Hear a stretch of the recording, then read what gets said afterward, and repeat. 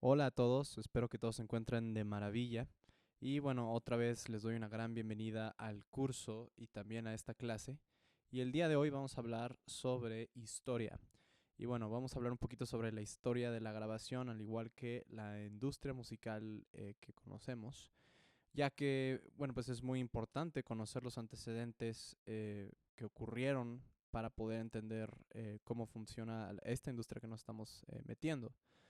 Entonces también entender el por qué tenemos los equipos que tenemos hoy, o por qué sucede, o por qué funciona la industria de esta manera. Y bueno, pues gracias a todos estos antecedentes, a toda la historia, pues tenemos la industria que tenemos hoy en día. Y bueno, también es muy interesante ver pues la historia, un poco el proceso tecnológico, al igual que los cambios que hubo en cuanto a demografía o culturales, cómo la tecnología realmente afectó también el arte. Entonces es muy interesante también ver un poco. Realmente voy a tocar la historia de forma muy general, ya que no quiero extenderme mucho. Es una clase corta para luego empezar ahora sí a hablar sobre lo que eh, pues queremos todos aprender en el curso. Entonces, pues sin nada más que decir, comencemos. Entonces, la historia de la grabación es bastante interesante. Bueno, la industria de la música, y pues, se podrían preguntar el día de hoy, pues que realmente pues vivimos en tiempos interesantes, y a muchos de nosotros en esta industria nos tocó ver la caída de la industria, y ahora a todos y a todos los nuevos también, pues nos toca ver y participar en la nueva industria musical y la forma como hoy manejamos, que es el streaming, las redes sociales, ¿no? Entonces definitivamente la industria ha pasado por cambios radicales, ¿no? Que han hecho pues épocas, pues han definido épocas, ¿no? Entonces la mayoría de estas épocas fueron gracias a la tecnología. Entonces, algo muy importante, una frase que me gusta mucho de David Byrne, el cantante de Talking Heads, dice, la tecnología da forma a la música. Me encanta esa frase porque es totalmente cierta, ¿no? O sea, vamos a aprender a lo largo de esta clase que esta frase es pues cierta en su totalidad. Realmente, como había dicho, los cambios en la industria musical, los cambios radicales fueron gracias a la tecnología, más que nada. Entonces, sabias y grandes palabras de David Byrne. Pero bueno, la historia de la industria musical pues nos ha enseñado que la música y la industria cambia gracias a más que nada tres factores. El primero es la tecnología, el segundo es la demografía y el tercero es la economía. Entonces estos tres factores han hecho que la industria pase por constantes altibajos y bueno, un altibajo extremo que hubo hace un par de décadas, de hecho, es muy reciente, que algunos de ustedes conocen, que pues sacudió y derrumbó la vieja industria musical, que bueno, lo que fue Napster. Y bueno, vamos a hablar de Napster más adelante. Entonces, cada uno de estos factores influye de forma distinta en las cuerdas de la industria musical. Y también saber que cualquiera de estas puede presentar un giro radical a la moneda, ¿no? Entonces, a lo largo de esta clase vamos a hablar sobre la historia de la grabación y claro que un poco sobre la historia de la industria musical en general y sus cambios en tecnología, demografía, economía y qué nos lleva a estar en el lugar donde nos encontramos en este momento, ¿no? Entonces, y claro, también sobre lo que nos espera en el futuro, que pues es también bastante interesante ahora que tenemos la inteligencia artificial, que también llegaremos a este punto más adelante. Pero bueno, entonces antes de que existiera un dispositivo que almacenara sonido y pues luego para poder ser reproducido, pues la única manera de poder escuchar nuestra voz era mediante efectos acústicos naturales. Por ejemplo, el eco y la reverberación son dos ejemplos de efectos naturales. De hecho, yo diría que los dos más comunes, probablemente todos los seres humanos conocemos estos dos efectos. El eco, que son las reflexiones tardías de nuestra voz o de cualquier fuente sonora. Por ejemplo, estamos en las montañas y gritamos, hola, hola, hola. Ese es el eco, ¿no? Y la reverberación, que son también nuestra voz o cualquier fuente sonora que se esté dispersando en un cuarto o en un espacio, pues va a rebotar y chocar contra superficies creando reflexiones. Y gracias a estas reflexiones que al final van a llegar a nuestros oídos, podemos saber un poco de información del espacio en donde nos encontramos. Pero vamos a hablar de estos dos efectos más adelante, claro. Pero bueno, a lo largo de la historia de la humanidad, pues hemos manipulado estos efectos naturales para utilizarlos en comunicación humana. Entonces, de los templos mayas que tienen espacios que amplifican o reflejan la voz, pues, por ejemplo, hasta arriba de los templos están hechos también, están pensados para acústica, ¿no? Y hasta ciertas iglesias que usaban las reflexiones a favor de la armonía, o la antigua Grecia inventando el megáfono para poder hablar a un grupo de gente, que podría ser las bases o los principios del micrófono, claro. Antes, la única manera de poder escuchar música, pues era música en vivo, música que sea ejecutada por humanos, ¿no? Entonces realmente también, claro que tenía una forma diferente de ser escuchada. Entonces antes la gente escuchaba de forma diferente. ¿Por qué? Pues porque necesitábamos mucha más concentración, ya que si no la cachábamos a la primera, pues no la cachábamos ni modo, porque no la iban a repetir, al menos que se lo pidiéramos a los músicos, pero bueno. O sea, realmente necesitamos más concentración porque como está en vivo solo tenemos una oportunidad por la cual necesitamos más concentración. Entonces las únicas dos formas, o las dos formas más bien que se podía escuchar música antes era uno, si íbamos a espacios públicos donde habían músicos y bueno, claro, que tocaban sus piezas o interpretaciones de otras piezas.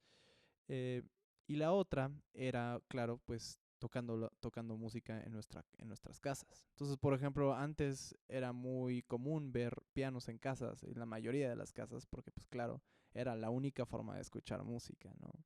Entonces, algo que trajo la revolución industrial eh, a la industria musical fueron la imprenta y otra fue los pianos. Entonces, ¿qué se crea? La primera industria musical, o la vieja industria musical, pues es la venta y la publicación de partituras. Entonces, bueno, en esta foto que tenemos es Tin Pan Alley, es realmente un callejón, una calle en Nueva York, donde se encontraba la primera industria musical, donde realmente se juntaban compositores, músicos, cantautores y casas de publicación para pues empezar a hacer y crear, escribir partituras para luego poder venderlas y distribuirlas para que la gente pueda tocar música. Entonces esta es la primera forma como podemos vender música a la gente, es mediante las partituras. Entonces Tin Pan Alley era realmente la industria musical, era realmente como funcionaba. Punto final. Bueno, esto claro que fue antes de 1870, o bueno, más bien fue a mediados de 1870 cuando empezamos cuando se crea Tin Pan Alley, ¿no? Entonces, antes, en 1857, se patenta algo que conocemos como el fonoautógrafo. A ver si lo tengo. Aquí tenemos el fonoautógrafo. Bueno, por el inventor francés Edward Leon Scott. Era una máquina que podía grabar las vibraciones acústicas, ¿no? Entonces era un dispositivo que se utilizaba en laboratorios para estudiar acústica y pues podían observar información sobre el rango dinámico de las ondas y también las ondas sonoras. Y bueno, el fonautógrafo tenía un pequeño detalle, que pues podía grabar audio, pero no podíamos recrear y reproducir estas ondas, por consecuencia no podíamos escuchar lo que grabamos. Entonces realmente esto no nos servía mucho para reproducir música, claro, ¿no? Entonces empezaron a hacer unas cuantas modificaciones, pero pues para entonces Thomas Edison ya tenía la solución. Entonces Thomas Edison lo empezó todo cuando patentó el fonógrafo en 1877. Es el primer dispositivo que puede capturar sonido, almacenarlo en un medio físico y reproducir la información grabada. Entonces su diseño se basa en el fonautógrafo, claro. Entonces en esos momentos no creo que se hayan dado cuenta del gran impacto que fue este invento, ¿no? La importancia que tuvo y el desarrollo que tuvo a lo largo de los años, ¿no? Entonces se dice que Thomas Edison nunca sugirió que se usara para grabar música, sino para grabar conferencias, política y dictados. Entonces él no tenía la menor idea que la gente iba a utilizar estos dispositivos para capturar música. Y pues, y oh sorpresa, pues se convierte en la nueva industria musical, que era la industria musical pues de grabada. Entonces aquí estamos hablando también de la demografía, cómo la gente empieza a manipular esta tecnología para crear nuevas cosas. Entonces, pues desde el fonógrafo y su cilindro rotatorio, que lo tenemos ahí a la derecha, hasta el iPod y plataformas de streaming, pues hubo grandes inventos y modas y técnicas que nos fueron llevando a la grabación moderna. Pero sin embargo, estas invenciones, aunque no lo crean, no son lineares. O sea, los conceptos e invenciones más o menos se crearon al mismo tiempo. Son más bien las adaptaciones y lo que la industria llevaba a modelo estándar, lo que nos lleva en una línea del tiempo hasta el día de hoy. Entonces, invenciones como el telégrafo, el gramófono o el fonógrafo son ejemplos de lo que estoy hablando, no son eh, inventos que se crearon al mismo tiempo. Entonces, el telegráfono es la primera grabadora magnética. Se patentó 12 años después del gramófono. Sin embargo, la cinta magnética no la empezamos a utilizar como grabadora estándar hasta muchas décadas después, ¿no? Pero volviendo al fonógrafo, eh, pues se utilizaba cilindros como grabadora. Los primeros cilindros fueron experimentales con materiales como metal y estaño, y luego se estandarizó los cilindros de cera que tenemos aquí. Entonces, estos cilindros utilizaban cera blanda para poder crear pequeños carriles o surcos donde se encontraba la información grabada físicamente. Eh, y bueno, pero como es cera blanda, las grabaciones se desgastaban cuando reproducíamos estos más de 5 veces. Por lo cual, escuchar tu canción favorita solo lo podías hacer por 5 veces antes de ir a la tienda por otro cilindro o darle una buena pulida, ¿no? Entonces, durante la década de 1880, la tecnología hizo muchos cambios en la naturaleza de la música, ¿no? Así como la tecnología de la fotografía cambió nuestra manera de ver, pues las grabaciones de sonido cambiaron nuestra forma de escuchar, ¿no? Antes de la grabación, como les había dicho, la música se ejecutaba en vivo.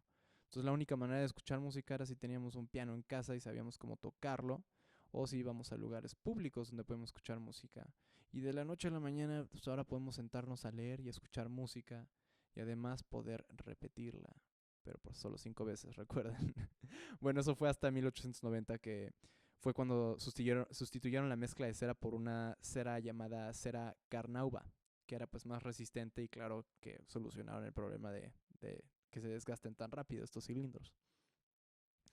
Entonces, lo impresionante de estas máquinas es que, bueno, no utilizaban electricidad, ¿no? Eran completamente mecánicas, que es lo impresionante, ¿no?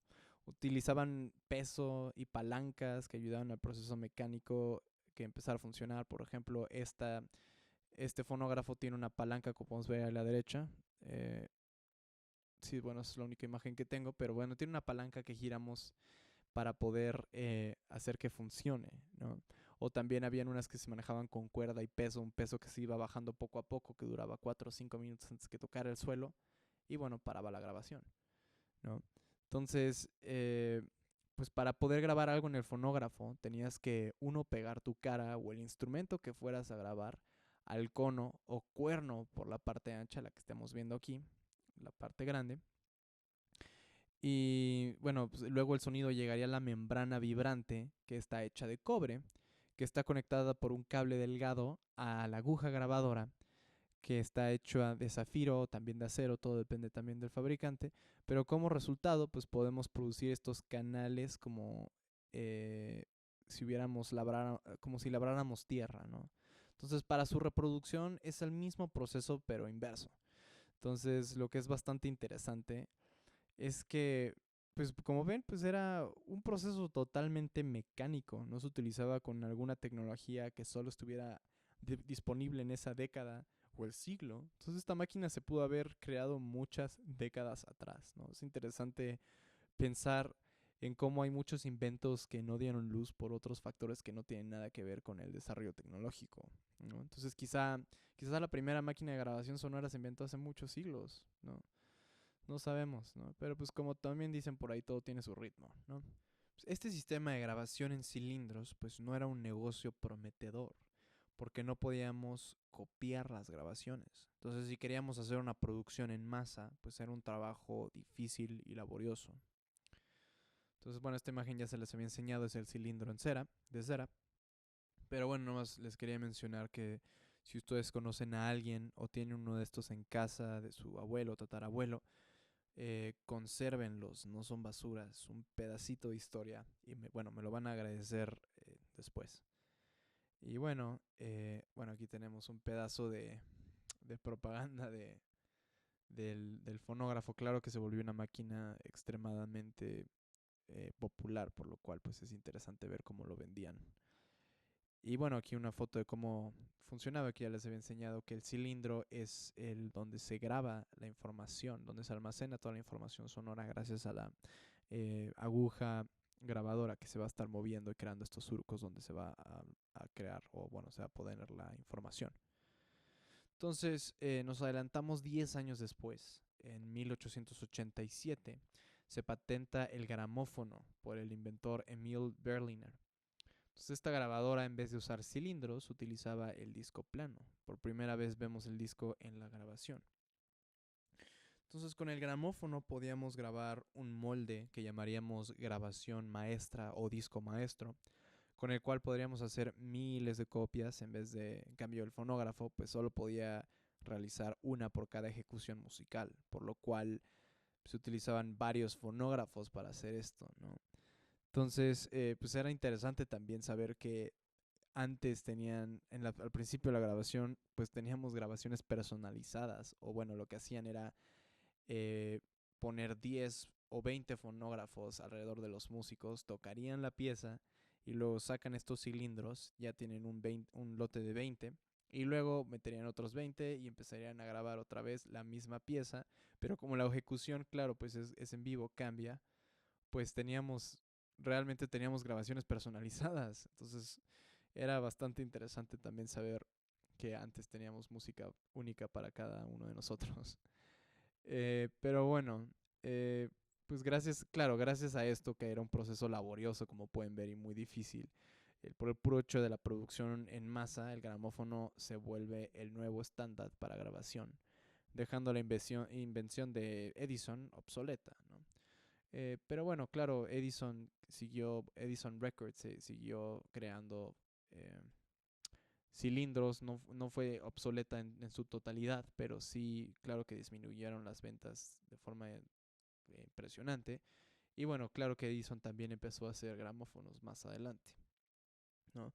Entonces, lo único a favor del fonógrafo es que podíamos grabar nuestros propios cilindros, ¿no? Creando así una forma pues fácil de grabar nuestra propia música o cualquier tipo de dictado o grabación que quisiéramos hacer. Entonces ni el gramófono ni los discos vinilos nos dieron esa accesibilidad hasta muchos años después, ¿no?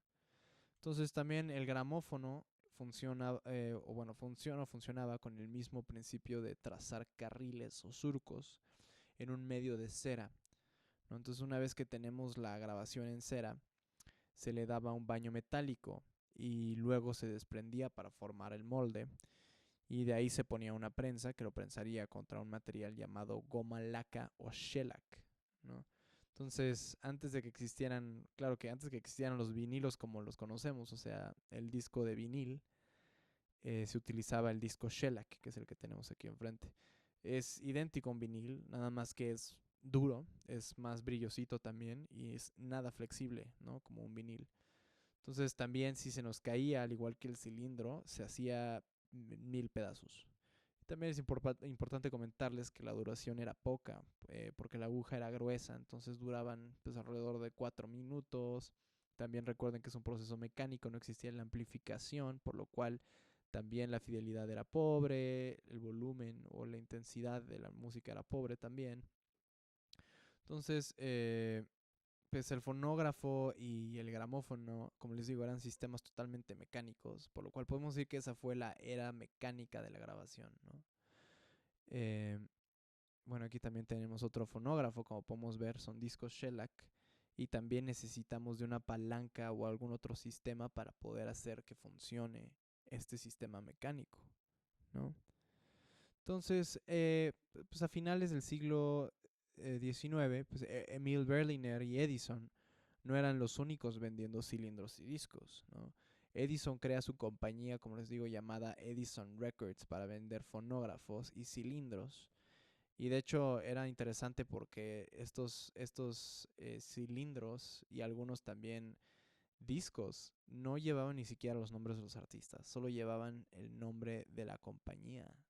No fue hasta como 1910 que empezaron a incorporar nombres de los artistas y sus canciones, ¿no? Entonces realmente era negocio de las compañías. Entonces, como les digo, Edison no era el único que vendía fonógrafos y sus cilindros. También trabajaban con una distribuidora, ¿no? Entonces aquí tenemos Edison Records. Y esta distribuidora se llamaba Columbia Records, ¿no? Que todavía conocemos Columbia, hasta la fecha siguen operando. Y Columbia pues incrementa tanto sus ventas que pues se vuelve una distribuidora independiente vendiendo grabaciones y fonógrafos de su propia manufacturera, ¿no? Entonces también Emil Berliner crea su compañía llamada United States Gramophone Company y sus gramófonos eran producidos pues, por una fábrica de máquinas de una persona llamada Eldridge Johnson. Emil Berliner no pudo seguir con el negocio, por lo cual pues, tuvo que abandonar la industria del gramófono, transfiriendo sus patentes a Eldridge Johnson. Entonces, al principio del siglo XX, Johnson funda su nueva compañía llamada Victor Talking Machine Company, hoy conocida también como RCA Records.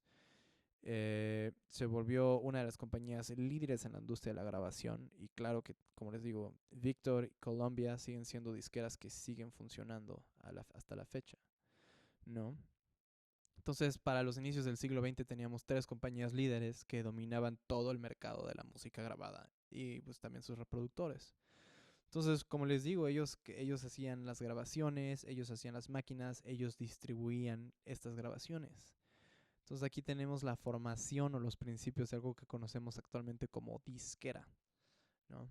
Entonces recuerden, esta es realmente la fundación de las disqueras porque antes existían solo las casas de publicación de partituras. Realmente eran como las viejas disqueras, pero pues claro que no lo eran. Entonces, al principio de la industria de la grabación, pues los cilindros tenían diferentes tamaños, por lo cual eran incompatibles de usar con un fonógrafo de otra compañía.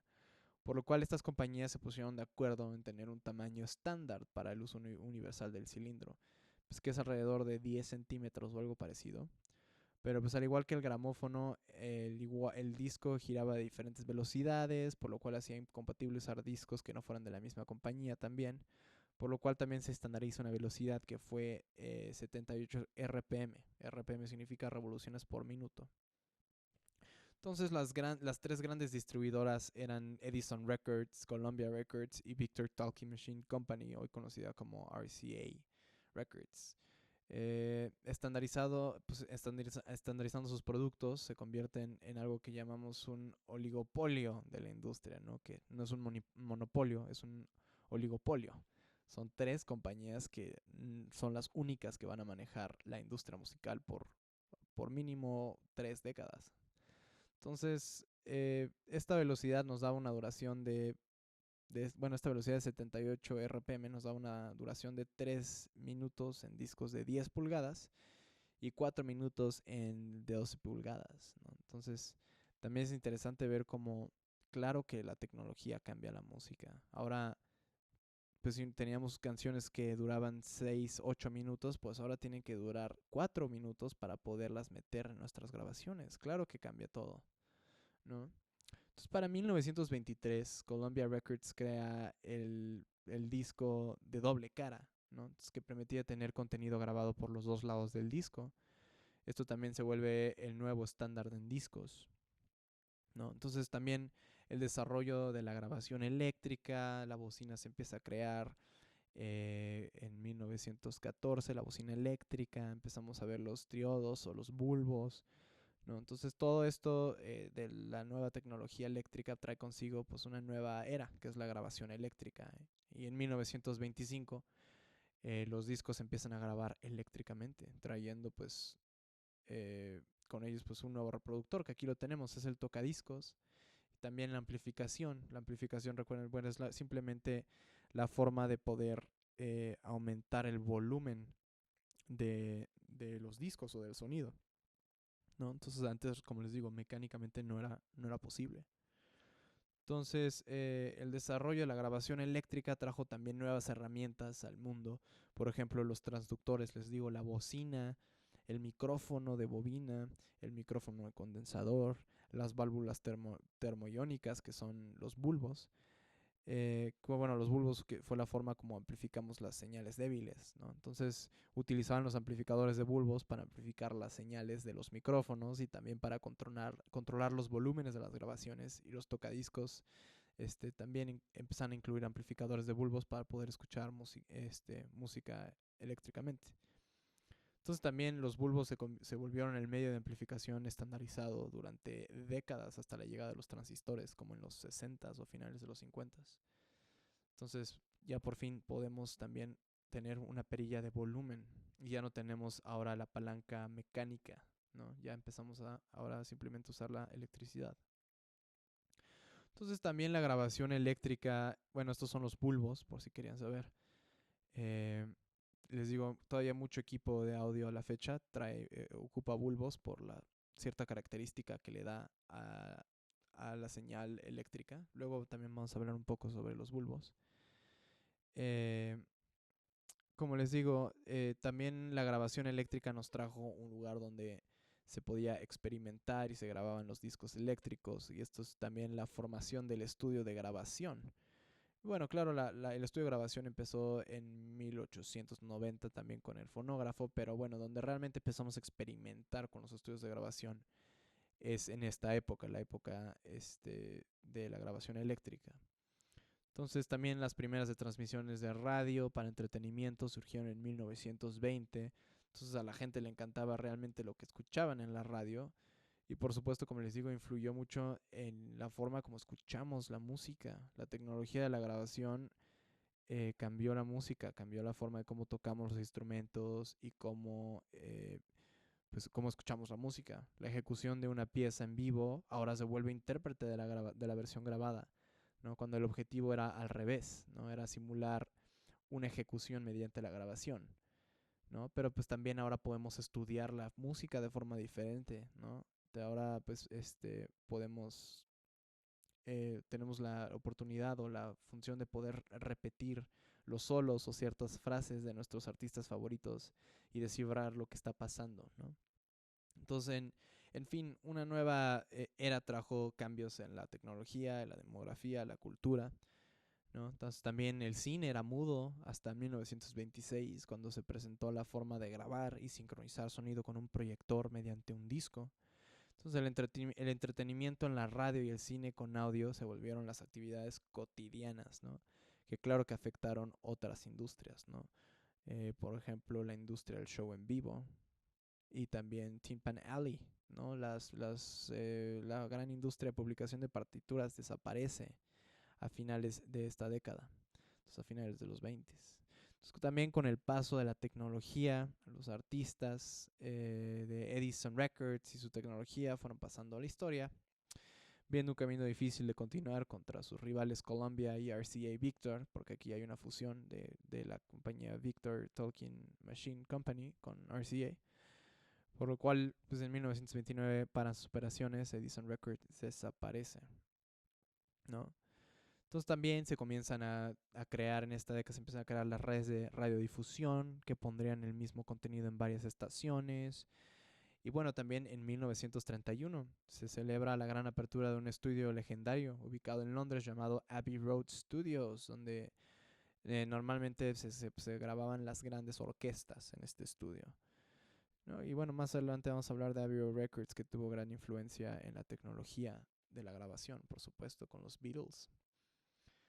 Eh, entonces, pues con el paso de los años, el disco fue mejorando poco a poco, cambiando de materiales como de shellac a vinilo por fin.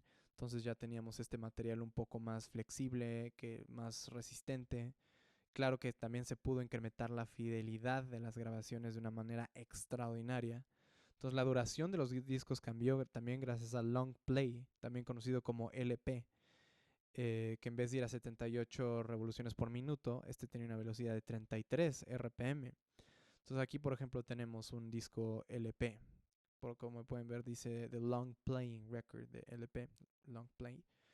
Eh, y bueno, claro que estos discos tenían una duración de alrededor de 44 minutos, entonces 22 por cada lado, gracias a la nueva velocidad y los microtrazos hechos por la aguja, ¿no?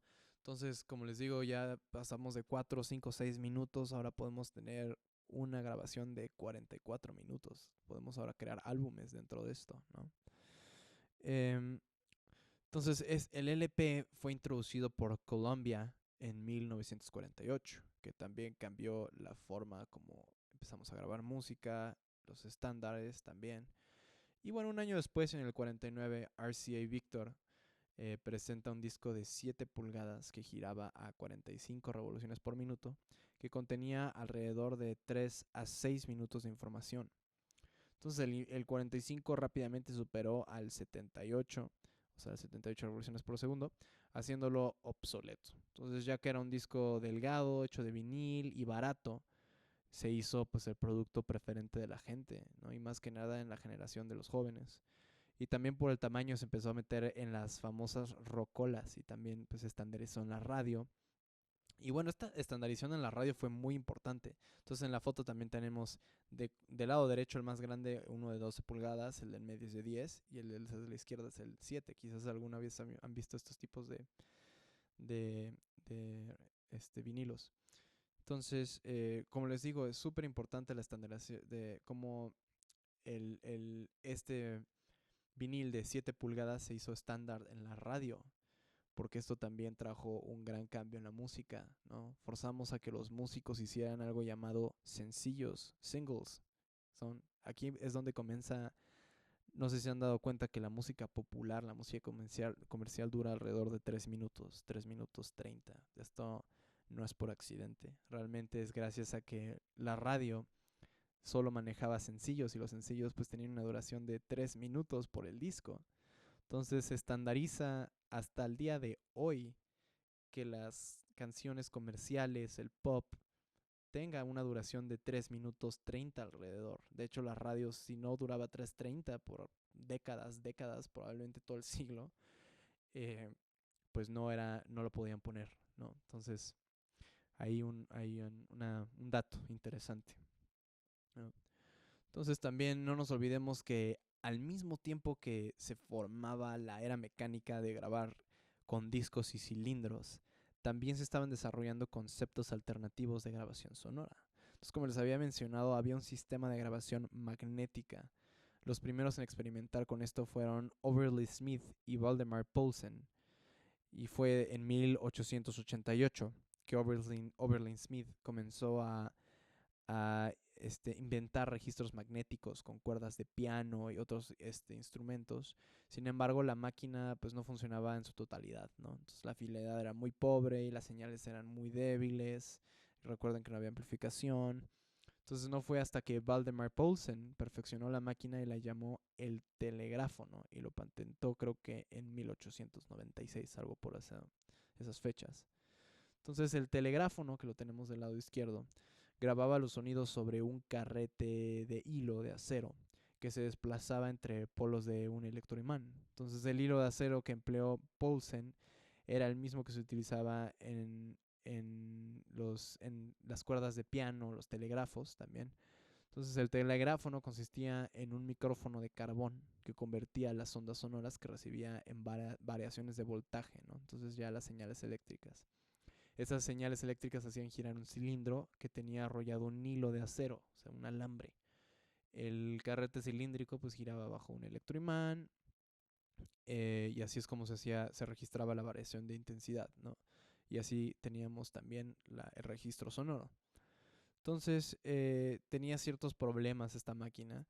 Eh, por ejemplo, la amplificación del sistema, les digo, no fue hasta como 1903 que perfeccionó el telegráfono, pero para este entonces el fonógrafo y el gramófono habían tomado el mercado en su totalidad, ¿no? Entonces realmente a nadie le interesaba el telégrafo, ¿no?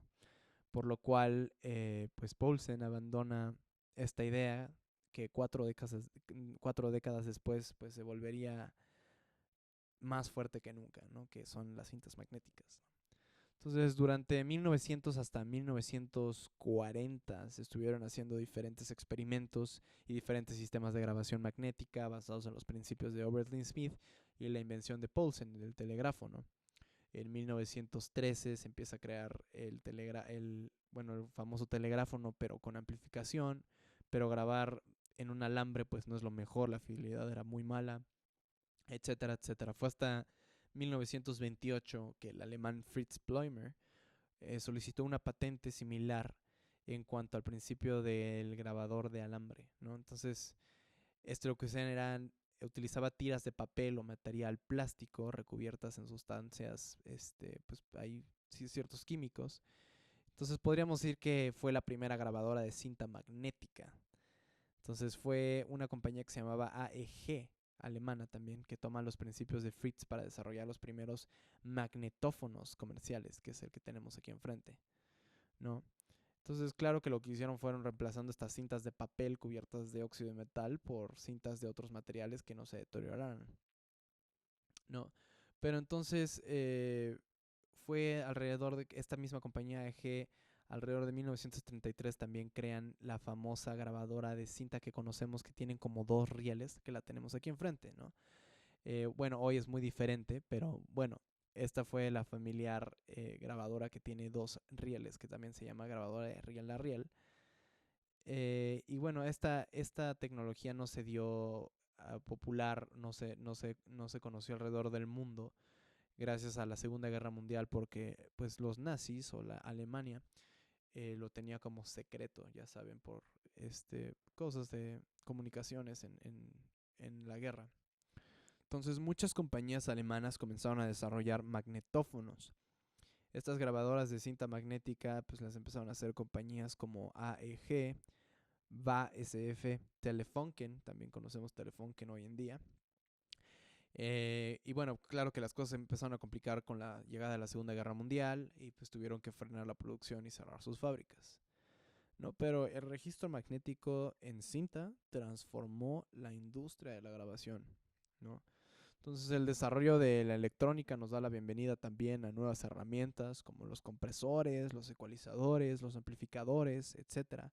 Entonces muchas de estas herramientas se crearon gracias a la radiodifusión, la transmisión en vivo y el uso militar más que nada también.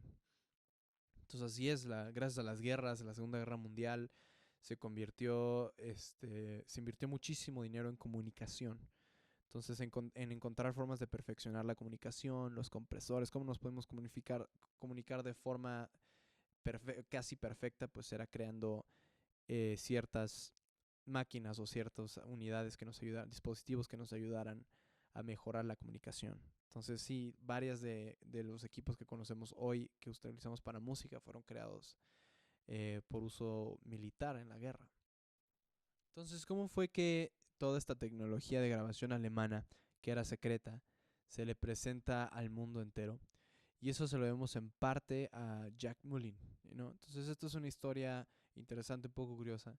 Jack Mullin era un ingeniero estadounidense de California que claro que se tuvo que enlistar para ir a la Segunda Guerra Mundial, pero él estaba enfocado en el área de comunicaciones, más que nada, más que en infantería, por lo cual, pues cuando acaba la guerra, los alemanes pierden, los estadounidenses entran a sus ciudades y empiezan a ver la tecnología que habían desarrollado los alemanes, que claro que era tecnología que nadie conocía. Por lo cual, en cuanto a comunicaciones, empiezan a ver estos aparatos de cinta magnética que no, claro que no habíamos visto antes, por lo cual llaman a Mullin para que vaya a investigar estas máquinas, ¿no? Entonces Mullin llega a Alemania, fue a mirar y como era de esperar se encontró aparatos de cinta modificados de manera que mejoraba enormemente la fidelidad, ¿no? Entonces claro que era tecnología que superaba cualquier otra tecnología del momento. Y bueno, como sabemos, los alemanes pierden, la guerra destruye las ciudades, por lo cual estos aparatos pues ya no tenían dueño. Así que lo que hizo Mullin fue desarmar uno de estos aparatos, envió todas las partes de regreso a California. Entonces cuando él vuelve a California, monta otra vez las máquinas y las empieza a averiguar y a estudiar para ver qué habían hecho los alemanes, ¿no? Entonces, claro que descubre Mullin cuando crea o recrea esta máquina y descubre que los alemanes habían creado por primera vez algo que podemos decir los principios de la edición, ¿no? Entonces ahora con estas máquinas nos abrimos la posibilidad de que si algún locutor de radio cometía algún problema o algún error o alguna grabación donde se cometía un error, simplemente podíamos cortar esa parte de la cinta y empalmarla una con la otra y pegarlas con cinta. Entonces, por primera vez podemos cortar cosas o pegar partes de otras tomas, ¿no? Entonces, realmente empezamos a ver la, el inicio de la edición, ¿no? Entonces, ahora las grabaciones ya no son una actuación, sino pues ya en una canción podíamos tomar eh, parte de una toma y luego podíamos tomar la mitad de otra toma. Entonces empezamos a ver ahora el inicio de la edición en la música y en la grabación, ¿no? Entonces, una vez que recrea estas máquinas, claro que hace presentaciones alrededor de Estados Unidos. Y una presentación de Mullin la ve Alexander Poniatov, que él fue el que fundó una compañía llamada Ampex. Entonces, Ampex fue la primera compañía en fabricar grabadoras basadas en el diseño de Mullin o de los alemanes, que era, pues obviamente las grabadoras de cinta magnética, pero las que conocemos hoy. Entonces, realmente ellos eran la única distribuidora alrededor del mundo que tomó esta tecnología y se la compartió al resto del mundo, ¿no? Entonces, claro que Ampex es una gran compañía muy importante en la grabación. Y bueno, no fue exitosa en el momento, ya que pues, era tecnología que nadie conocía, no convencían a ningún inversionista, por lo cual fue hasta que Bing Crosby, que era pues un cantante y además un locutor de radio, que claro que lo que él estaba buscando era la forma o la tecnología de poder grabar todas sus locuciones, todos sus shows de radio, para poder tener más tiempo en otras cosas como el golf o no, quién sabe qué más cosas podría hacer. Fue hasta que se encuentra con esta tecnología que vio el futuro y claro que se asocia, da dinero y se crea ahora sí la compañía Ampex a todo lo que da, creando uno de sus primeros sistemas que fue la Ampex 200 se llamaba. Entonces, Ampex eran los únicos distribuidores de este tipo de nueva tecnología y lanzan su primera grabadora llamada Ampex 200, que es justo la que tenemos en esta imagen. Es como esta mesa que vemos que tiene los dos rieles. Esa es la grabadora. Y claro que se empieza a distribuir alrededor del mundo. Claro, pues transformando la industria de la grabación otra vez, ¿no? Entonces este tipo de tecnología nueva, por supuesto que dio una revolución tecnológica en la grabación. Todo el mundo empezó a querer tener este tipo de tecnología, nuevas empresas empezaron a crear grabadoras de cinta magnética y creo que no les he todavía enseñado cómo funcionan.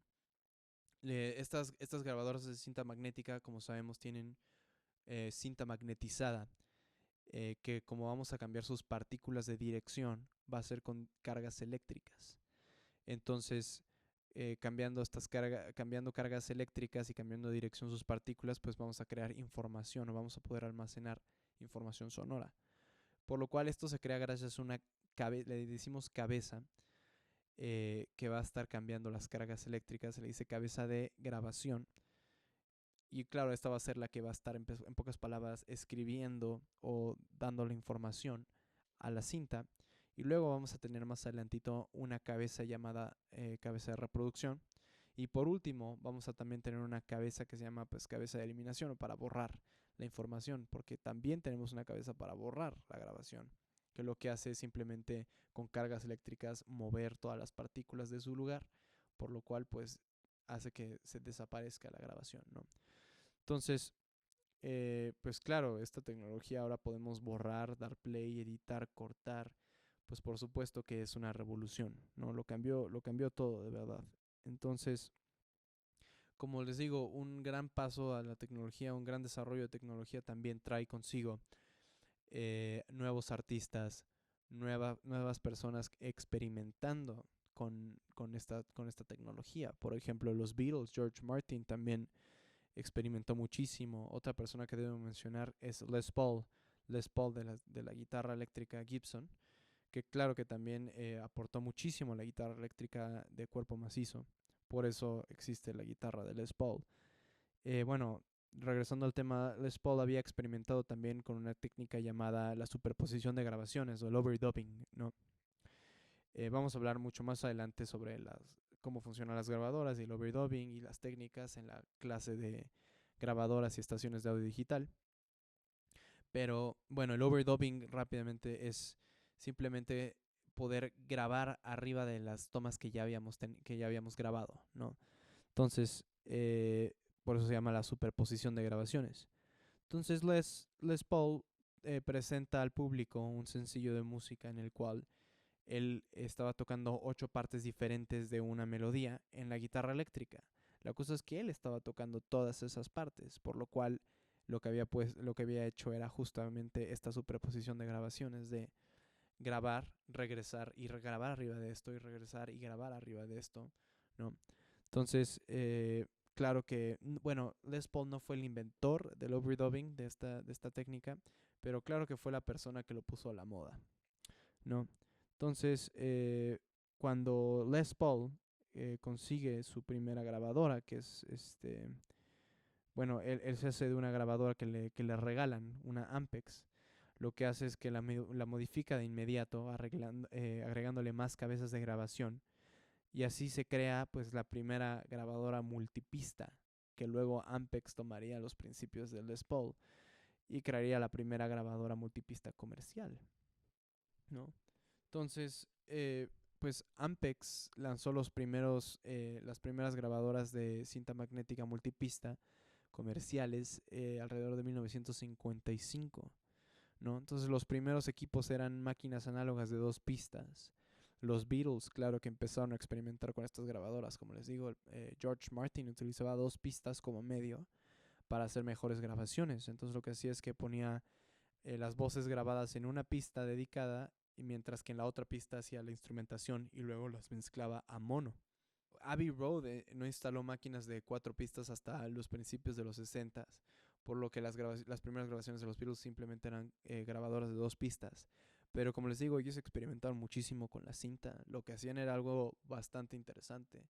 Por ejemplo, cuando empezaron a experimentar con las de 4 pistas, lo que hacían era sincronizar dos, eh, dos grabadoras. Una que tendría las 4 pistas donde estamos grabando y luego está sincronizada a una que solo tiene una pista. Entonces lo que harías es que esas 4 las metes a una y luego regresarías la cinta para grabar otras 4 que la meterías otra vez a la misma. Entonces así, esta es la técnica del overdubbing que les digo que los Beatles, Les Paul la empiezan a comercializar de una forma pues impresionante, ¿no? Entonces, pues claro que todo el mundo tuvo que conseguir esta tecnología. Algunos países se tardaron más que otros. Por ejemplo, bueno, no sé, varios países tardaron hasta los finales de los 60 en implantar grabadoras multipista. Pero al final de cuentas, como fue una invención tan importante, poder ahora grabar pistas independientes, pues al final de cuentas todo el mundo tenía que llegar y adaptarse a esta tecnología, ¿no? Entonces, eh, pues el potencial artístico de la grabación multipista llamó la atención del público en los años 60, ¿no? Entonces toda la música de los 60 fue grabada de este modo, del overdubbing, de la multipista, todo dividirlo en pistas en vez de todo grabarlo pues, en un micrófono solo en una pista, ¿saben? Entonces la tecnología se desarrolló muy rápido durante estos años, ¿no? Entonces les digo, la cinta magnética lo cambió todo. El poder editar, cortar, borrar, lo cambió todo. Dimos un giro gigantesco. Y como les digo, la tecnología se desarrolló muy rápido. A finales de los 40 teníamos la cinta o la grabadora de solo una pista. En el 55 ya teníamos estéreo de 2 pistas, 56 de 3. En el 67 ya teníamos de 8. A finales de los 60 ya habían de 16. De hecho, por ejemplo, en esta imagen tenemos del lado izquierdo una grabadora de 2 pistas, en medio tenemos una de 4 pistas y hasta la derecha es una grabadora de 16 pistas, ¿no? Entonces les digo, esto cambió la industria, le dimos un gran giro, ¿no? Y por lo cual también se crean nuevos trabajos que antes no existían, como el ingeniero de mezcla. Claro, las mezcladoras empiezan a ser una herramienta esencial en el estudio, ¿no? Entonces, pues como podemos ver aquí, esta es una de las primeras mezcladoras utilizadas en un estudio de grabación, que es la Red 17, creada por EMI o Abbey Road Studios, ¿no? Entonces, como les digo, Abbey Road Studios fueron los que estuvieron innovando constantemente eh, en la grabación. Los Beatles también experimentaron muchísimo en Abbey Road Studios gracias a toda el interés de innovar en la tecnología, ¿no? Entonces también los transistores y los circuitos de estado sólido también empiezan a aparecer, lo cambian todo. Entonces, como les digo, no es algo lineal, todo esto estaba pasando al mismo tiempo, simplemente son diferentes ramas, por lo cual es muy difícil de explicar. Pero, pues, por ejemplo, esta que es una mezcladora un poco más avanzada que la Red 17, pues un dato interesante es que eh, antes los ingenieros de sonido pues eran realmente ingenieros de otro nivel. No es que los ingenieros de audio no lo sean, pero es que realmente ellos estaban en otro nivel. O sea, no eran ingenieros de sonido, eran ingenieros eléctricos, en electricidad. Y algo también que era curioso es que utilizaban batas en los estudios. Entonces, los Beatles varias veces grabaron con ingenieros que usaban batas de laboratorio, que usaban términos muy técnicos. O sea, realmente era otro mundo, ¿no? O sea, hoy en día podemos grabar en pijamas en nuestra casa. ¿No? Entonces, como les digo, los transistores y los circuitos de estado sólido empiezan a cambiar la tecnología, etcétera, etcétera, ¿no? Pero bueno, algo también interesante, Philips, la marca Philips inventa el famoso cassette compacto a principios de los 60, ¿no? Que es este. Entonces, en una forma, pues es una forma de compactar la cinta y una grabadora de cinta riel a riel a un pedazo de plástico de tamaño de la palma de nuestra mano. Por lo cual también se crean las grabadoras portátiles, que son estas, ¿no?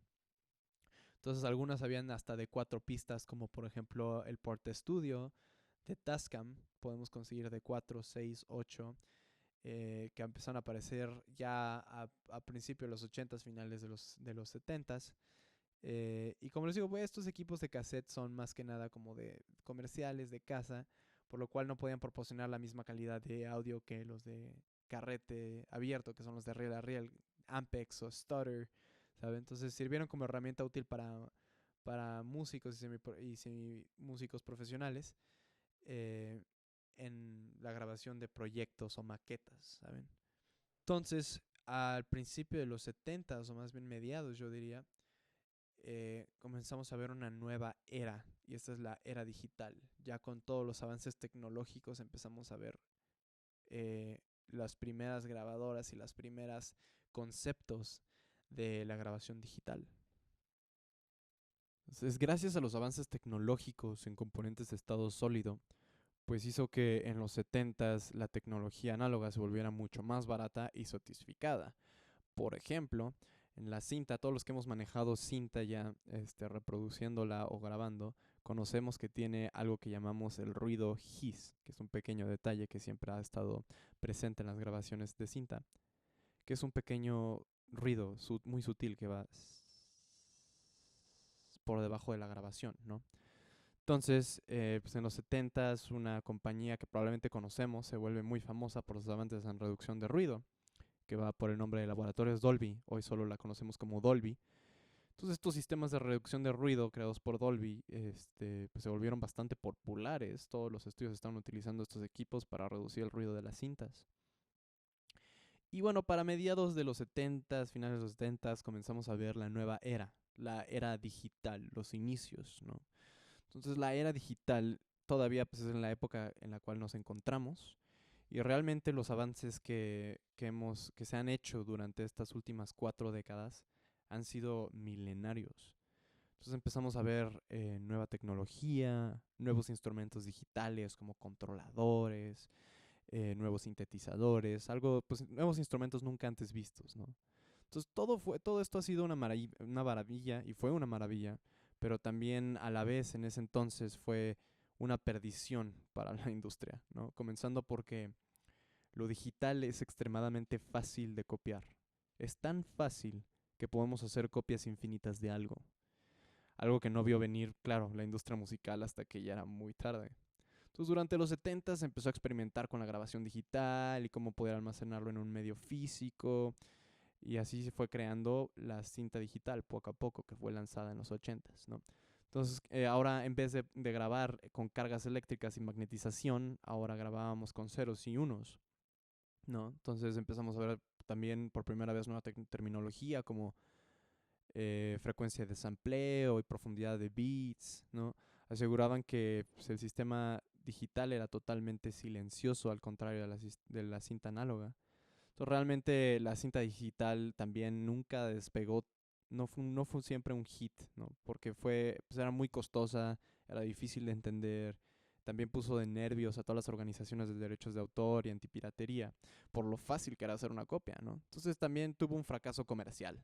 Realmente los estudios pequeños y algunos consumidores utilizaban cinta digital y ni siquiera los grandes estudios y las grandes disqueras se atrevieron a reemplazar el sistema análogo. No fue hasta que James Russell trajo algo nuevo a la mesa, que es lo que tenemos enfrente, es el disco compacto, también conocido como CD. Entonces, este James Russell no fue realmente el inventor del CD. Como les digo, la tecnología nunca ha sido lineal, más que nada en la grabación. Realmente las experimentaciones, principios y los conceptos de lo digital empezaron en los 50 con experimentaciones y, te digo, teorías. Lo que tiene en línea de tiempo es la adaptación a esta tecnología, ¿no?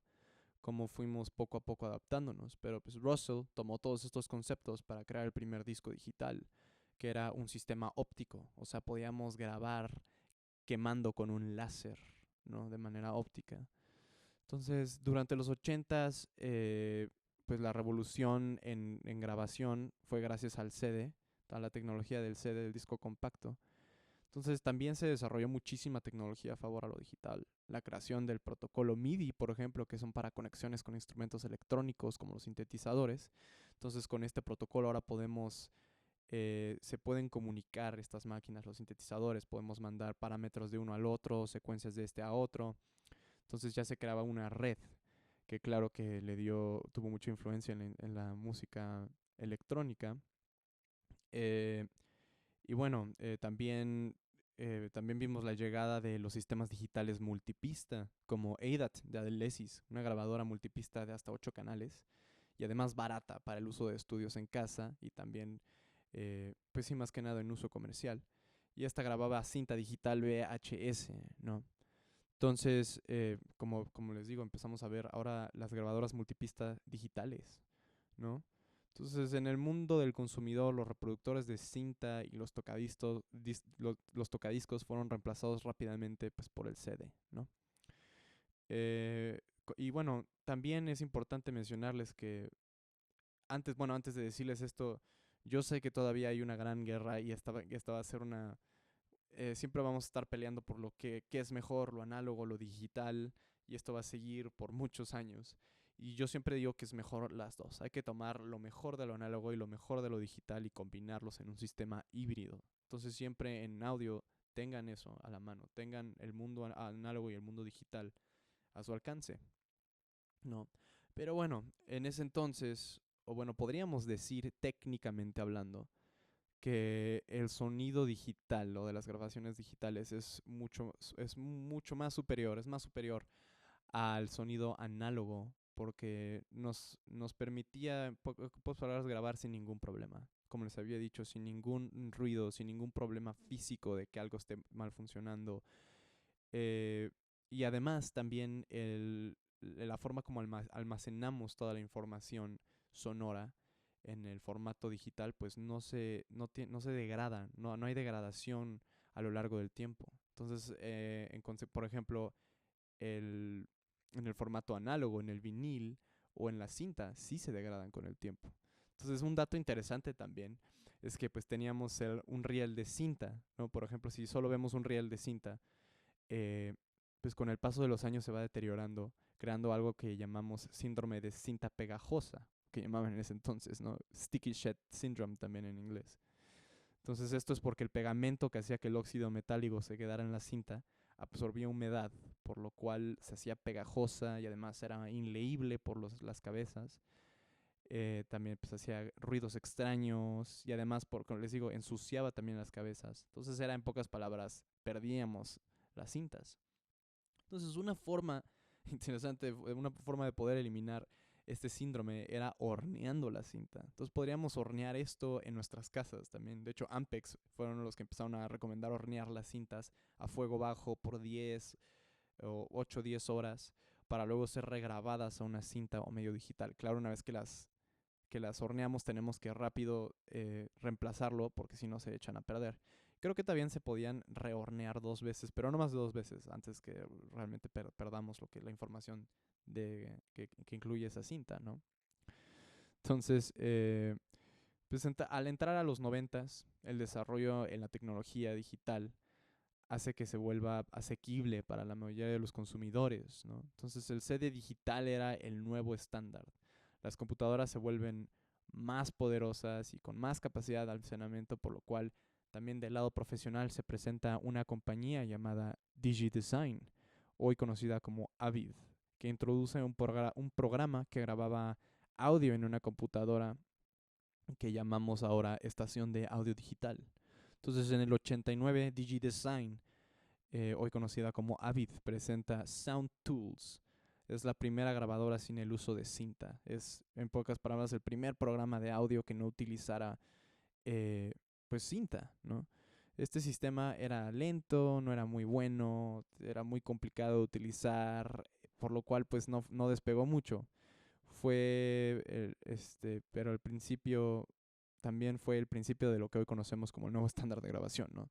Entonces esta misma empresa, DigiDesign en ese entonces, en el 91, pues presenta un programa o una estación de audio digital más seria, más profesional llamada Pro Tools. Pues es aquí donde llama la atención a toda la industria profesional de grabación y comienza de nuevo la transformación de la industria de la grabación. Entonces todos los estudios, todas las disqueras, todos empezaron a comenzar a hacer el cambio pues a lo digital, a estas estaciones de audio. Entonces los que no se adaptaron a este sistema, pues claro que pues, se cerraron, ¿no? Entonces también gracias a estos sistemas comenzamos a ver la caída del estudio de grabación tradicional que conocemos. La mayoría de los grandes estudios que hemos hablado a lo largo de la historia y que conocemos en revistas, pues ya no existen gracias a estos sistemas. También la consola, la famosa mezcladora de 90 canales, ya empieza a ser obsoleta. Realmente hoy en día no necesitamos una consola. Es más que nada un lujo, simplemente un sabor que le quisamos dar a la consola. Porque hoy todo lo podemos hacer digital. No. Entonces, como les digo, pues todos los estudios comenzaron a hacer el cambio y los que no se adaptaban cerraban. Eh, y bueno, claro que en ese entonces la estación de audio digital o el DAW no era nada parecido a lo que conocemos hoy. También en ese entonces le llamaban slow tools por lo lento que era realmente pues, procesar audio. Porque hacer cambios en el audio no era de una forma que lo podíamos hacer en vivo. O sea, teníamos que procesar, hacer nuestros cambios y luego renderizar el audio, que tardaba 1 hora, 2 horas. Entonces imagínense que haces cambios, ecualizas, mueves, metes efectos y tenías que renderizar 1 hora y luego esperarte a ver el resultado y si no te gusta, volver a comenzar, volver a hacer tus cambios y esperarte otra hora. So, realmente esto era, pues comenzó de una forma pues muy rudimental, ¿no? Entonces, en el 93 la compañía Steinberg presenta Cubase, otro programa de grabación. Entonces, a lo largo de los 90s, la tecnología digital se vuelve mucho más sofisticada, al igual que el internet, todo este proceso se vuelve mucho más poderoso. Entonces todo marchaba bien, todo marchaba de maravilla para la industria musical, ¿no? hasta que llegó el año 1999, donde comienza la caída de la industria musical, ¿no? Entonces, en este año, dos estudiantes estadounidenses con el nombre Shaw Fanning y el famoso Sean Parker, que también es conocido por las relaciones que tuvo en Facebook, pues crean un programa llamado Napster. Y Napster, que era un programa basado en un sistema de redes peer-to-peer. Entonces podríamos decir que este sistema peer-to-peer lo que hace es compartir archivos digitales con nuestras redes que tenemos. Entonces, bueno, esto era por primera vez se introducía este sistema. Entonces Napster toma este concepto y se especializa en poder compartir música en formato MP3 por estas redes de manera gratuita.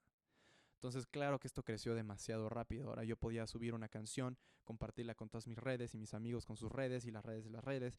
Entonces, realmente, claro, empieza a crecer demasiado rápido. Y es aquí donde la industria musical cometió varios errores que hasta la fecha seguimos pagando el precio, ¿no? Número uno, fue no haber prestado atención a Napster de manera temprana. Realmente solo algunos vieron lo que era en ese entonces como el problema más grande en la industria de la grabación o de la industria de la música en general, ¿no? Jimmy Iovine lo dijo, él vio el problema, lo vio. Jimmy Iovine creo que sigue siendo el dueño de Capitol Records. Él vio, en cuanto se enteró de Napster, perdió la cabeza. Él vio el fin de la industria musical como la conocían en ese entonces.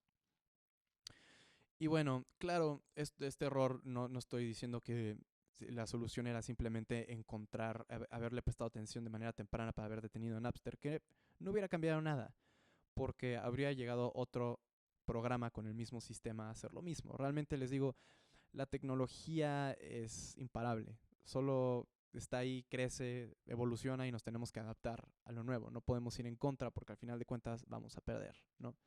Entonces, creo que sí se pudo haber llevado una solución temprana.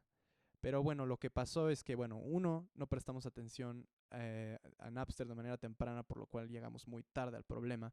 Napster en 6 meses tenía 80 millones de usuarios compartiendo música ilegalmente, mientras que hacía añicos la economía musical, ¿no? Y la segunda fue pues el haberse puesto en contra de sus propios consumidores. Esto yo creo que es el error más grave que hemos cometido en la industria musical. Fue haber demandado a sus propios consumidores. Entonces, lo que empezaron a hacer las disqueras entraron en shock y lo que empezaron a hacer es demandar a todas las personas que bajaran música ilegalmente. Entonces, pues realmente, ¿cómo puedes? Estás yendo en contra de tus propios clientes. O sea, si llega una disquera y me empieza a demandar porque me dice, oye, no estás comprando mi música, la estás bajando ilegalmente, pues ahora menos te voy a comprar música, ¿sabes? Entonces, no, yo creo que el error más grave fue haber demandado a sus propios clientes. Ese fue realmente la solución, o bueno, la forma como empezaron a atacar este problema de piratería, que claro que llevó a todavía a la perdición de la industria, ¿no? Entonces, a lo largo de la primera década de los 2000, bueno, por ejemplo, aquí tenemos Tower Records. Tower Records fue la tienda más grande de música, de discos, ¿no? Esta Tower Records existía en todas las ciudades, en las grandes ciudades alrededor del mundo. Habían tiendas de 5 o 6 pisos. Imagínense 6 pisos de pura música, cassettes, viniles, CDs. O sea, realmente era una compañía que valía billones de dólares. Pues solo en un año Napster lo llevó a la quiebra. Bueno, Napster y también decisiones pobres que tomó la compañía, pero Napster fue realmente la razón principal por la cual llevó Tower Records a la quiebra, ¿no? Entonces, les digo, también Napster solo duró un año, fue muy rápido antes de que, claro, cerrara por cuestiones legales, demandas, por supuesto, de piratería. Pues Napster no hizo un peso de esto. Claro que fue un programa totalmente gratis, por lo cual pues llevó a la industria a la perdición. O sea, una industria que valía 46 billones, ¿saben? O sea, la industria musical valía 46 billones, pasó a ser una de 23 billones. Imagínense, eso es la mitad. O sea, eso nos estamos también hablando de que la mitad de gente en la industria musical perdió su trabajo. Se tuvo que dedicar a otra cosa. Entonces, realmente, claro que es impresionante ver cómo en solo un año dio un giro, bueno, catastrófico en la industria. Y esto fue gracias a la economía. Por eso les digo, la tecnología, la demografía y la economía juegan pues grandes roles aquí en la industria musical, ¿no? Entonces Napster cierra sus puertas después de un año, pero claro, la idea de seguir pirateando con este sistema peer-to-peer, de poder compartir archivos digitales en tus redes, pues continúa, y por eso se crean otros programas como LimeWire o Napster, etcétera, etcétera. Y como les digo, si no hubiera sido Napster, hubiera sido algún otro programa de estos que hubieran continuado con esas ideas de poder piratear música o compartir música gratis, ¿no? Pero pues también estos programas fue probablemente donde surge la idea de tener una tienda digital, como lo sería en 2003. Apple presenta iTunes, ¿no? La primera tienda digital para comprar música. Entonces también, claro, esta idea revolucionó muchísimo cómo íbamos a empezar a adquirir música. Entonces, como les había dicho, una industria de 46 billones pasó a ser la mitad de eso. Y bueno, gracias a estas tiendas en línea como iTunes y entre otras, pues hubo un balance y un equilibrio para que no se fuera en picada a cero, ¿no? Pero entonces también estas tiendas iTunes no fue la solución al problema. O sea, creo que nos podemos acordar muchos de nosotros que utilizábamos iTunes y había gente que seguía utilizando LimeWire. Entonces iTunes era la forma de poder ayudar a la industria musical a que no quebrara, al igual que la compra de discos, ¿no? Pero entonces lo que nos ofrecía iTunes era número uno, música en alta calidad, ya que la música pirata pues era MP3 comprimida, chafa. Y otra era accesibilidad, ¿no? Podíamos comprar canciones, álbumes de manera rápida en nuestras casas sin tener que ir a la tienda, ¿no? Entonces, no, como les digo, no fue la solución. Pues, ¿por qué? Porque la música la tenía difícil, la industria musical la tenía difícil, porque el problema aquí era cómo podemos hacer un modelo que pueda competir contra lo gratis. Ese es el problema. ¿Cómo le podemos ganar a lo gratis? ¿Sabes? Entonces, yo como consumidor, oye, puedo bajar este mismo álbum que cuesta 200 pesos en tienda gratis y no voy a tener ninguna consecuencia. O bueno, en la mayoría de sus casos no había consecuencias. Era muy difícil rastrear la piratería. Eh, pues claro, el modelo preferido de los consumidores era piratear música y hacerlo gratis. Entonces, claro que la tenía difícil la industria musical. Y de hecho no fue hasta el 2007 que realmente pudimos solucionar este problema, donde realmente hoy en día no utilizamos la piratería más porque salió un nuevo modelo que era mucho mejor que lo gratis. O sea, eso estaba difícil conseguir eso, ¿no? Y eso fue el streaming, las plataformas streaming, Spotify, para toda aquella gente, sus amigos que les diga que el streaming está destruyendo la industria, gracias al streaming está mal, es totalmente al revés. El streaming salvó a la industria musical. Sin el streaming no sé qué estaríamos haciendo en este momento, ¿no? Probablemente la piratería pues, nos hubiera ganado. Entonces, ¿qué ofrece Spotify? ¿Qué es mejor que lo gratis? Pues una plataforma donde tienes cualquier canción que quieras. Es una plataforma gigantesca, tiene millones de billones de canciones que las puedes conseguir, las puedes poner play, búscame una canción, te la encuentro en 5 segundos y le doy play por solo 100 pesos al mes. Ok, claro, eso le gana a lo gratis, ¿no? Ya no tenemos que estar descargando música y pasándolo a nuestros iPods y quemarlos en discos. Ahora simplemente con un celular te puedo poner esas mismas canciones en un segundo. Y bueno, claro, luego se fueron metiendo las redes sociales en Spotify y nuevas cosas. Pero bueno, realmente el punto aquí de Spotify es eso. Y bueno, claro que también cambia muchísimo el modelo, como les digo, el modelo de venta. Ya no tenemos los discos, ya no tenemos un medio físico. Realmente los viniles no es una forma de comprar música. Los viniles es mercancía, ¿no?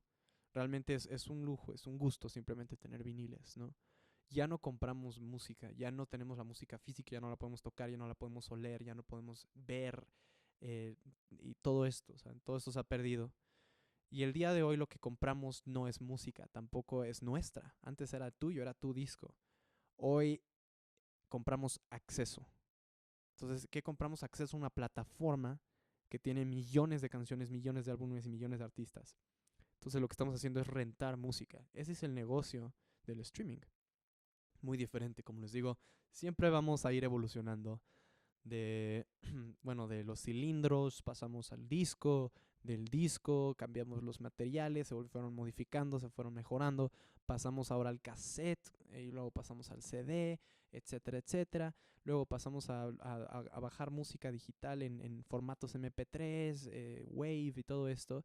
Y llegamos hoy a que ya no bajamos, ya no compramos, ya no somos dueños de una copia. Ahora solo rentamos música y si dejamos de pagar no tenemos nada, ¿no? Entonces, claro, este sistema a muchos nos gusta, a muchos no. Yo creo que es excepcional, o sea, es increíble poder tener cualquier canción en un segundo. Claro que la concentración cambia, todo ha cambiado. Como escuchamos música, como hacemos música, gracias a toda la tecnología, gracias a todo el streaming, gracias a que ahora no tiene tanto valor musical, perdón, ya no tiene tanto valor el hacer música, ahora es más que nada la atención. De eso se trata la industria. No le estoy diciendo la música en sí, porque claro que es muy diferente, pero la industria musical ahora está enfocada en atención, más que en valor, ¿no? Entonces, pues sí ha cambiado demasiado y bueno, gracias ahora nos encontramos hoy en día parados en este modelo de streaming, ¿no? Pero bueno, en el lado profesional, cómo fue que fuimos adaptándonos nuevas grabadoras, etcétera, etcétera, pues claro que en el 2000, que fue en el 2002, Pro Tools se vuelve el estándar de la industria. Ahora ya las grabadoras ya es más que nada también es gusto, es simplemente una manera alternativa de grabar. Ahora, quien no tuviera Pro Tools, pues está fuera de la industria. Dime un estudio que no ocupe Pro Tools hoy en día. Es, es increíble ver un estudio que no tenga Pro Tools, ¿no? Eh, y bueno, les digo, se vuelve estándar. 2005 tenemos las redes sociales, Facebook, 2007 el streaming. Y claro, tenemos ahora en nuestra nueva industria algo que no teníamos antes, que eran los estudios de grabación en casa. El home studio. Hoy en día podemos en solo el home studio crear un álbum que gane premios, que gane Grammys. Y esto nos demostró Billie Eilish con este último disco que hizo con su hermano Phineas, Philip, creo que se llama.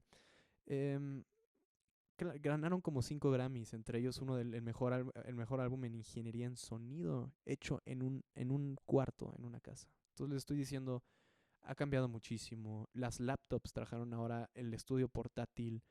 Ahora realmente vamos a los estudios grandes simplemente, si tenemos buen presupuesto para ir a un estudio y grabar todo un álbum ahí, o dos, vamos a los estudios de grabación a grabar cosas que no podemos hacer en nuestra casa. Por ejemplo, si queremos el sonido del cuarto, del ambiente, cuando vamos a grabar una batería que queremos que sea grande, pues vamos a un estudio grande a grabar las baterías. Porque pues, probablemente muchos no podemos grabar nuestras baterías en casa.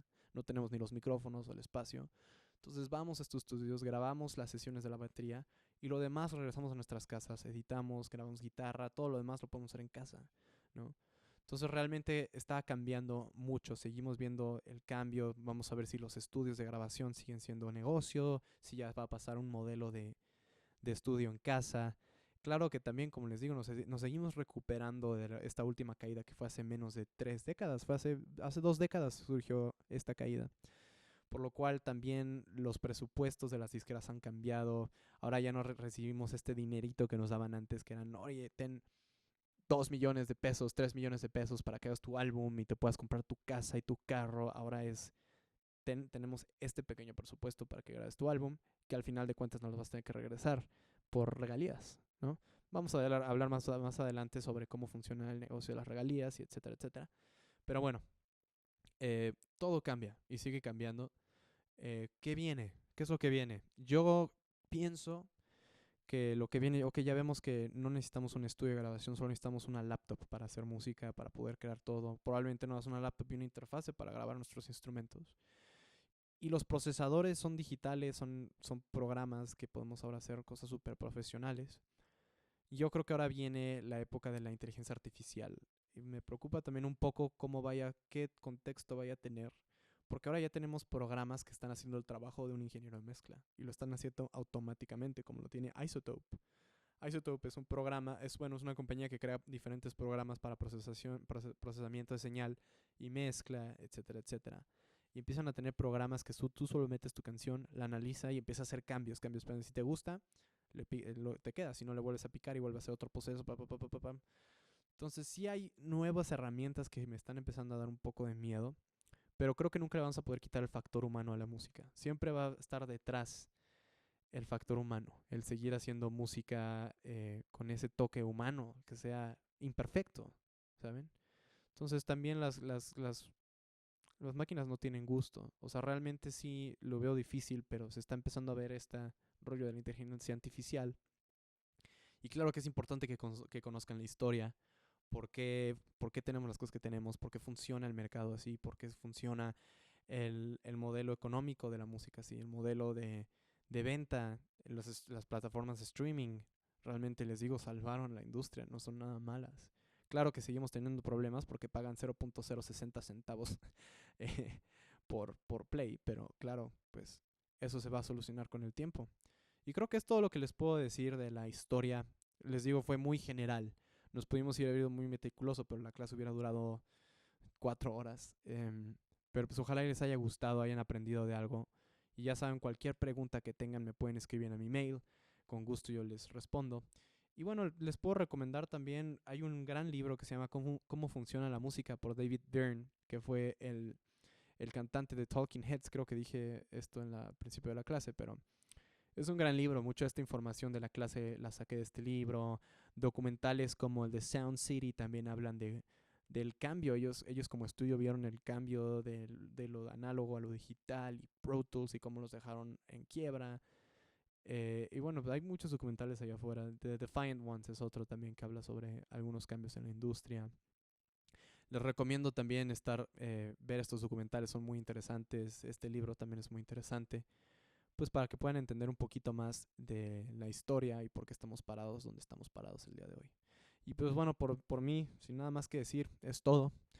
Eh, y bueno, nos vemos en la próxima clase. Gracias.